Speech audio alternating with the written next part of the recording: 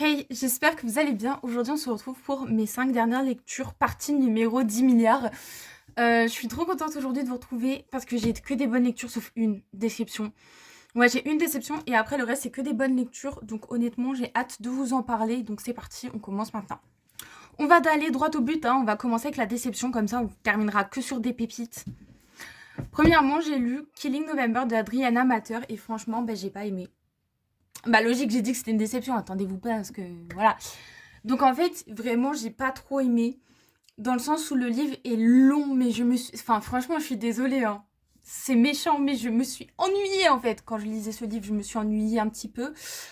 Dans le sens où je trouvais que c'était un rythme un petit peu trop lent, je trouvais qu'il se passait pas grand-chose et c'est quelque chose que j'ai pas forcément apprécié dans le livre. Je trouvais que les événements étaient pas forcément pertinents.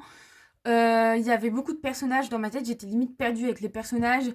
Un coup, ils sont gentils, un coup, on se méfie. Bon, voilà, c'est le but du livre hein, en même temps. Mais moi, j'ai pas forcément apprécié cet aspect-là du livre. Euh, En somme, vraiment, c'était pas vraiment une bonne lecture. Bon, je l'ai fini pour le principe, mais c'est pas une lecture que je recommande énormément. Après, bien sûr, elle peut plaire à beaucoup d'entre vous, hein. Moi, elle m'a pas plu, mais elle plaira certainement à d'autres. Simplement, j'ai trouvé que voilà, il manquait un petit quelque chose, c'était pas suffisamment original, il n'y avait pas assez de peps, donc voilà, j'ai pas trop aimé. Ensuite, préparez-vous, préparez les popcorn, ok? Donc, Un hiver pour te résister, le tome 2 de Seasons de Morgane Maucomble. Donc Un hiver pour te résister, bah oui, je l'ai déjà dit. Du coup, il était incroyable, mais incroyable. Pas autant que le premier, ceci étant dit. Un automne pour te pardonner était vraiment, mais inégalable, mais vraiment, je pense que inégalable. Mais celui-là, il était vraiment, vraiment, vraiment bien aussi. On est sur une très bonne histoire. Et Lily va faire du patinage artistique avec Orion, qui est quelqu'un de très connu. Et c'est un duo que j'adore, ok? Lily et Orion, c'est un duo que j'adore. Je veux les voir partout dans tous les livres. Je veux suivre la suite de leurs histoires. C'est un duo génial, ok? Vraiment, j'ai adoré ce duo.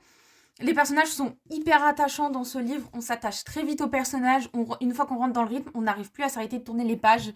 C'est une belle romance avec beaucoup de questionnements, de sensibilisation. Et ça, vraiment, j'ai beaucoup aimé. Donc ça, vraiment, je le recommande. Tome 1 de Marie-Charlotte François, publié aux éditions Le Livre de Poche Jeunesse. Franchement, je m'attendais pas à grand chose de ce livre, j'avais peur que ce soit un petit peu trop enfantin. Et au final, non, j'ai adoré, ça m'a un petit peu fait penser à Contresens, je sais pas spécialement pourquoi, mais franchement, j'ai vraiment beaucoup aimé. J'ai été trop surprise à tel point que je veux acheter le tome numéro 2. Donc normalement, le tome numéro 2 devrait bientôt être en ma possession. Mais voilà, franchement, j'ai beaucoup aimé. Vraiment, j'ai été surprise, mais positivement. Je pensais pas qu'il allait être aussi bien, aussi cool et intéressant. C'est comme même ce genre de livre en général, c'est très addictif. Et ça, c'est vraiment quelque chose qui... Ah, ils ont eu mon cœur, en fait. Les histoires d'amour et d'amitié, vous savez très bien comment toucher ma corde sensible, en fait. Non, franchement, j'ai adoré. Pipsit. Il est vachement cool. J'ai pas grand chose à dire, vraiment ça me fait juste penser à Contresens. Mais il est sympa, donc c'est sur une fille qui fait un nouveau départ, donc dans un nouveau lycée avec des nouveaux amis, elle quitte ses amis et tout. Et du coup, bah c'est super intéressant de voir comment est-ce qu'elle va se dépatouiller dans son nouveau lycée avec ses nouveaux amis. J'en dis pas plus. Ensuite, alors là, j'ai trouvé le meilleur livre de tous les temps, je pense. Jusqu'ici, mon livre préféré, c'était Tout le bleu du ciel de Melissa d'Acosta. Mais là, le livre que je m'apprête à vous présenter est devenu le numéro 1 dans mon top 1 dans mon cœur. J'ai nommé La femme de ménage. Voilà, de Frida McFadden. Il était parfait. Parfait. J'ai pas les mots. Pour moi, il est encore plus parfait que Tout le bleu du ciel de Melissa d'Acosta. Et pourtant, vous savez à quel point j'avais une obsession pour ce livre. Maintenant, j'ai une obsession pour celui-là. Alors, je tiens à préciser que beaucoup de gens m'ont dit que c'était quelque chose de... C'était une histoire très... un peu banale et prévisible. Soit je suis bête, soit... je sais pas, parce que j'ai pas vu les choses venir. Moi, j'ai pas du tout trouvé que c'était un livre prévisible. Tout le monde m'a dit, ouais, non, franchement, moi, j'ai compris la fin dès le début. Je t'en dis, ah. Moi, jusqu'à la fin, j'avais pas compris, hein. Mais en fait, ce qui est génial, c'est que la première moitié du livre, vraiment, on a un avis bien tranché sur les personnages. Il y a des personnages très antipathiques, mais c'est vraiment fait exprès. On sent qu'on a une haine pour eux.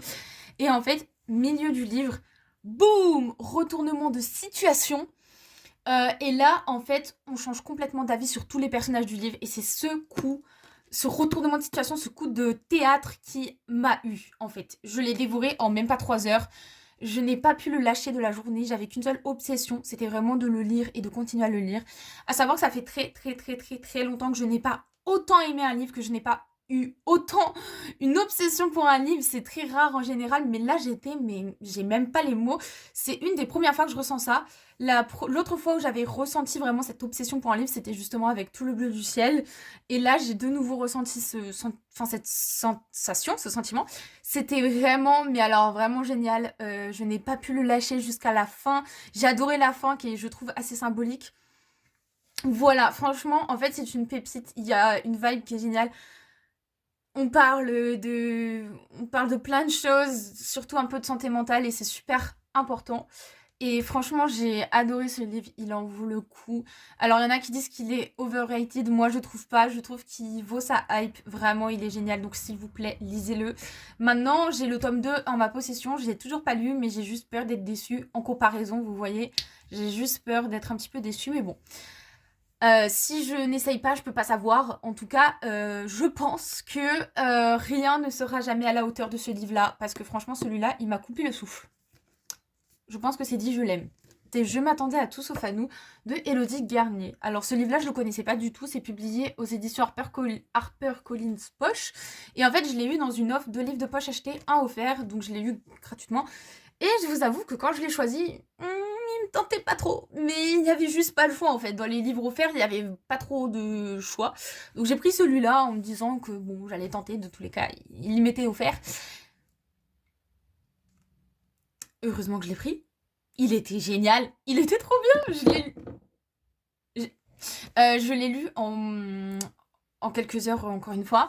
Bon, il est vraiment pas gros, hein. Mais en fait, c'est trop bien. On est sur une histoire. En fait, c'est une histoire d'amour entre deux femmes. C'est une évidence, a priori. Et en fait, on va suivre leur vie, leur quotidien, leur vie pendant un petit moment, leur famille, leurs amours, leurs déceptions, leurs tristesses. On va suivre toutes les émotions. Et vraiment, ce livre-là, c'est des montagnes de russes d'émotions. Mais qu'est-ce que j'aime! Non, vraiment, c'est vraiment c'est des montagnes russes d'émotions. Un coup, on est super content, on est amoureux du livre, on adore, et un coup, on est super triste, on est beaucoup touché. Enfin, vraiment, ce livre, il parle de plein de choses super importantes, de sujets assez touchants, je trouve. Franchement, ce livre, il est génial. C'est vraiment une lecture d'où je n'attendais rien, et ça fait encore plus plaisir, en fait, justement, parce que j'ai adoré, et je me dis que j'aimerais bien acheter d'autres livres de l'auteur parce que j'ai tellement, mais tellement aimé la manière dont elle a rédigé cette histoire.